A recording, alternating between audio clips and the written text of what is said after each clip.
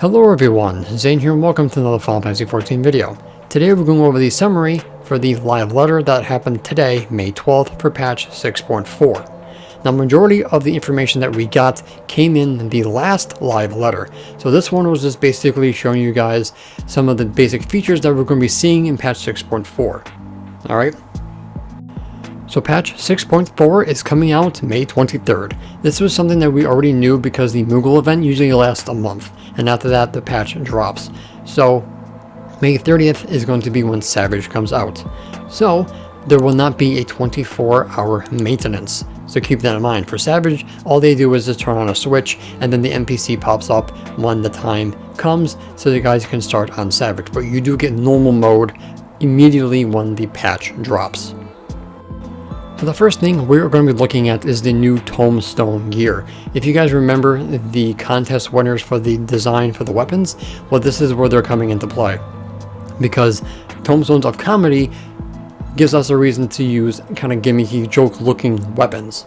So a lot of the weapons you see here on screen are some of the ones that you're going to be getting for your jobs. Blue Mage, I believe, does get the umbrella as a gimmick-looking weapon. I don't think it's going to come from Tombstones, probably through the quests and all that. You probably will get it as a glamour option, but Blue Mage does most likely will get a umbrella. The one thing I do like is that Beganion's weapon from Final Fantasy XII is the warrior weapon. Dragoons get a wolf on the blade of the spear, which I definitely love. Red Mage looks like a dehydrated banana for whatever reason. And ninjas look pretty cool. Dark Knight definitely looks amazing, and of course monks, probably the best looking monk weapons I've ever seen. But of course they're gimmicky looking because the Tombstones are called comedy. Sage, I do believe it's going to be the fairy wings for the new lifts, so that's pretty cool. I definitely like what they're doing with the comedy Tombstone weapon design. So next we're going to be looking at some crafted battle gear for 6.4. So this is going to be for tanks. The gunblade is meh. I don't really care for it. The Dragoon set I do like that spear, but I'm still going to stick with what I have for mine. Range, not bad, not really what I like, but it is cool for what it is. Ninjas, looks like they're ready to go do rugby or football or whatever, but they look pretty dope. White mages and black mages don't really get the gowns or the robes. You do get kind of like a jacket looking type gear, which is pretty good, but the robes and stuff are mostly for Tombstones and Savage gear, so look forward to making these in patch 6.4. Now let's talk about PvP Shatter. Now they're going to be reducing the size of the map to the Triforce logo.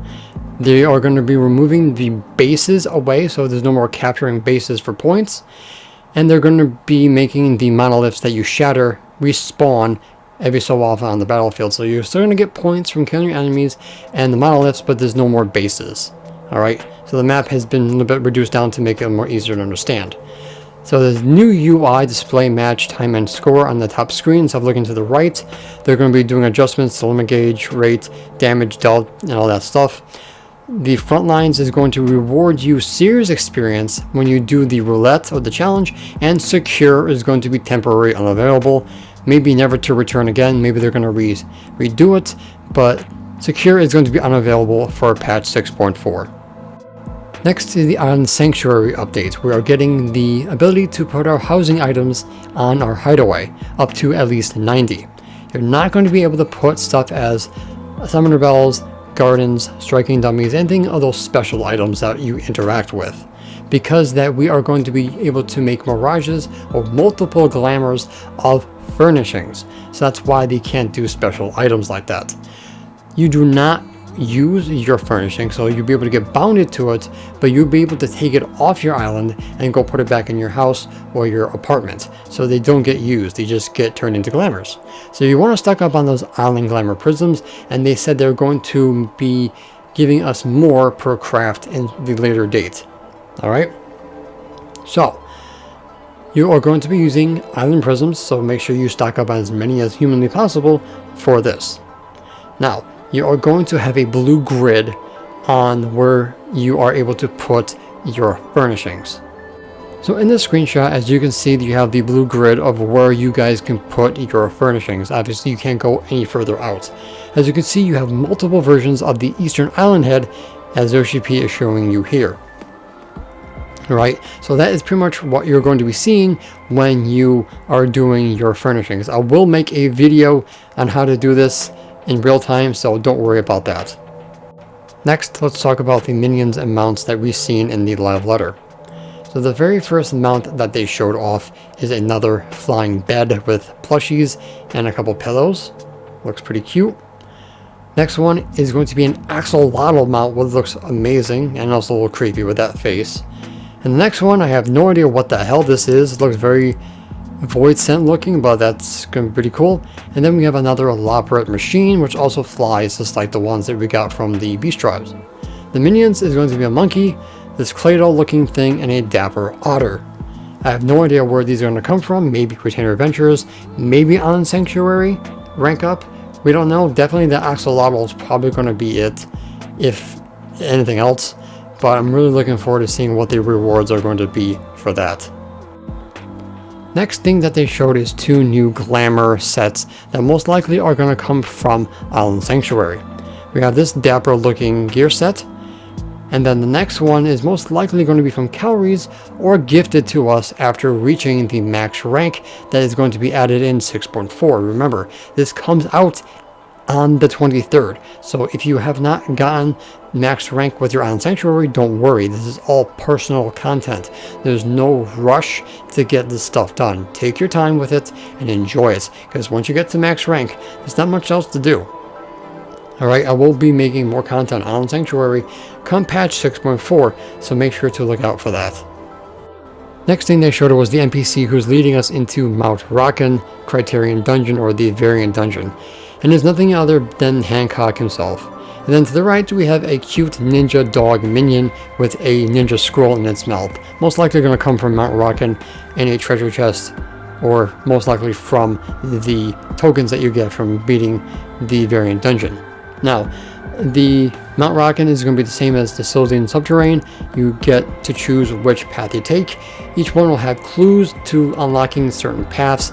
Yoshi P encourages you guys to read them instead of looking for the answers online, like I did. Knowing that the records hold clues now, I will thoroughly read them instead of looking them up online to make it more fun for me. Alright?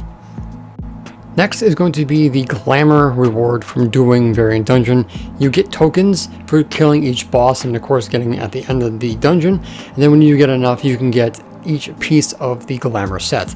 Now I made a crap ton of gil off the Noir set because a lot of people stopped doing Variant Dungeon halfway through the patch because the rewards were pretty meh. So I made a lot of bank selling basically the gloves, the feet, the hats, and stuff like that. It was very lucrative for me until eventually, of course, the market board kind of crashes eventually.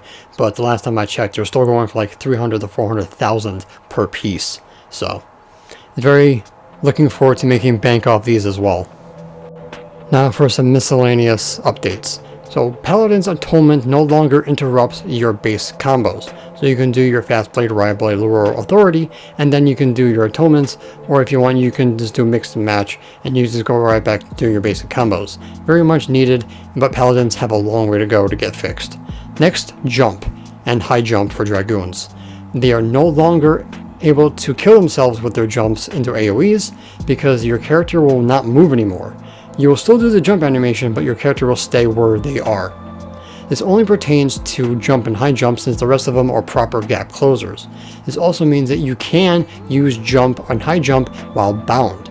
So that's definitely a huge upgrade to them. Also, any ability that has like a range such as like Divine Veil, basically buffs and enhancements and stuff like that, like crit and direct hit, a lot of the abilities will have a 30 yalm range increase. So not everybody in your group will most likely be hit. So if you have those people that usually are outside of the buff windows or the buff range of those abilities, you'll now can hit them easy peasy, no problem. So guys, that's pretty much all the things that I found important from this live letter. Like I said, all the other basic information was in the last one, so not much was added in this one.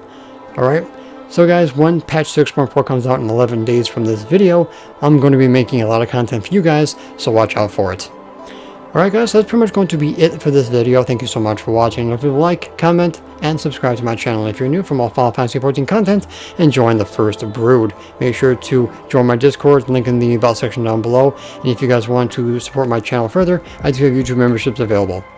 So until next time, may you forever walk in the glorious light of Lord Bahamut, and always remember to keep forging ahead.